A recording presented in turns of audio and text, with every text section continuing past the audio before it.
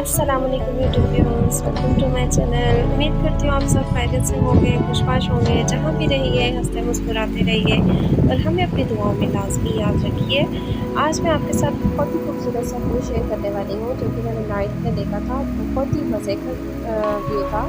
Moon जो थे वो बादलों के अंदर ऐसे लग रहा था जैसे कोई लाइट छुपाई हुई है, और वो मैंने देखा तो मुझे इतना ही पुरसकून और मज़े का व्यू लगा कि मैंने कहा अपनी यूट्यूब फैमिली से लाज़मी शेयर किया जाए। और आपने मुझे बताना है कि आपको ये व्यू कैसा लगा। और से देखते रहिए, यकीन जाने इतना मज़ा आता है ना नेचुरल चीज़ों को देखने का। और इसको एंजॉय करें। और मेरी आपने तमाम वीडियोस देखी हैं, आपने मुझे बहुत सपोर्ट किया है, आपका बहुत-बहुत शुक्रिया।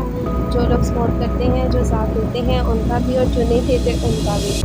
और आप जल्दी से अब आपने मेरे चैनल को सब्सक्राइब कर लेना है, बेल आइकन को भी प्रेस कर लेना ताकि मेरी हर आने वाली वीडियो का जो भी नोटिफ़िकेशन है वो सबसे पहले आप तक जाए बिल्कुल फ्री में।